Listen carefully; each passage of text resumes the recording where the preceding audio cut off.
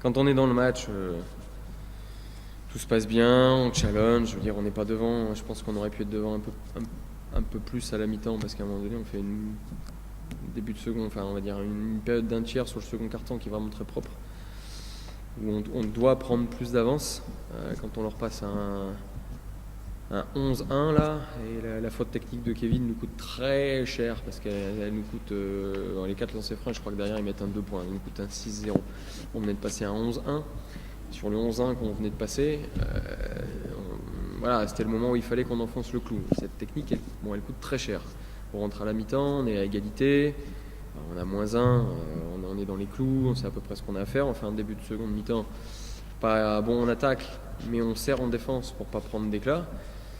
Et puis sur 3 minutes, c'est les 5 dernières minutes où on prend un 15-4 ou quelque chose comme ça, mais ça se joue même pas sur 5 minutes, ça se joue sur à peine 3 minutes, où on perd 2 ballons et en fait on se délite complet, au lieu de, comme toute équipe normalement constituée, qui quand elle a un moment difficile en attaque, doit resserrer en défense et rentrer et sortir d'un carton, voilà, en perdant peut-être 15, 16 à 11, 17 à 11, c'est-à-dire prendre 2-3 possessions de retard, pas plus.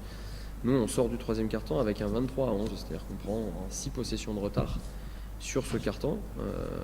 Et forcément, après, on se met à courir après tout, il faut qu'on prenne des risques, Ça s'est déjà produit contre Saint-Quentin, en fait. C'est bis repetita, où à la mi-temps contre Saint-Quentin, on était bien, on avait réussi à trouver des choses intéressantes en attaque, on avait un pourcentage de réussite qui était propre.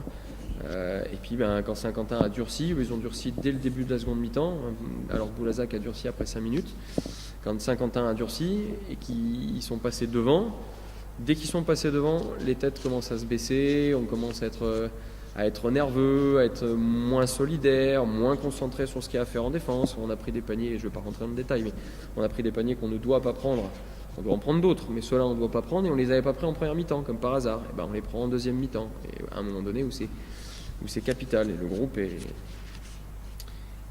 comme tout groupe constitué qui perd depuis le début de l'année. Quand on se met à être challengé rudement, on se délite.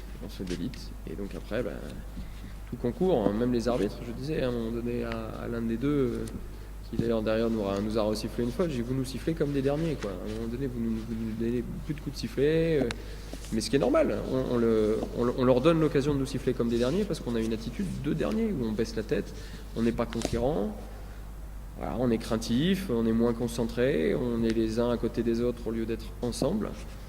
Et pour gagner un match de basket, ça suffit pas, quoi. Donc c'est le syndrome de Bordeaux l'année dernière. À un moment donné, ça jouait bien, puis ça perdait quand même. Oui, tout va bien. On était inquiets. On sait que cette équipe de Lille est en train de retrouver une dynamique. On sait que cette équipe de Lille est un petit peu acculée. Malheureusement pour Lille et heureusement pour nous, je pense que ça a été une de nos meilleures prestations de la saison. Ce qui est dommage parce que Lille est un fief de basket. Mais vu le match qu'ils ont fait ce soir, je pense qu'ils ne seront pas loin du maintien. Ça peut être paradoxal alors que l'on a relativement bien maîtrisé le match. Mais je trouve qu'ils ont tous les ingrédients pour s'en sortir. Et peut-être que ce soir, il y a eu une petite crainte de leur part. C'est dur de jouer ce type de match, mais je pense aussi que Bradford va les aider et que Fields est un très bon joueur, Almeida, et puis derrière il y a des super joueurs français, Gilet, le petit Rigaud, Barbry. Non. On est très content d'avoir gagné à Lille ce soir, parce que je pense qu'il n'y en aura pas beaucoup d'autres équipes qui viendront s'imposer. Parce que mine de rien, ils ont gagné 4 matchs sur 6 sur les 6 derniers matchs à domicile, si je ne dis pas de bêtises. Donc c'est pas anodin. Vous savez, tout va tellement très vite qu'on va rien dire, on va s'accrocher match après match. Je pense que c'est l'attitude qu'il faut avoir. C'est notre chance à nous, mais ça peut être aussi la chance du club de Lille, on leur souhaite. Parce que faut surtout pas être abattu. Ce soir, il y a eu un très bon Boulazac. Et donc, avec un très bon Boulazac, on a été quand même embêté. Ça peut jouer sur quelques actions, des fois. Le tournant sur ce troisième carton, effectivement, ça peut tout de suite basculer. C'est une équipe qui est en train de reconstruire un collectif.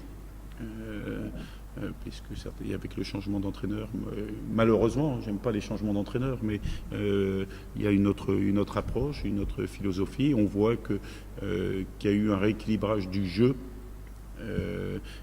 qui leur a déjà permis de gagner des matchs et qui va leur permettre de gagner des matchs parce que là, à l'intérieur, c'est très, très athlétique.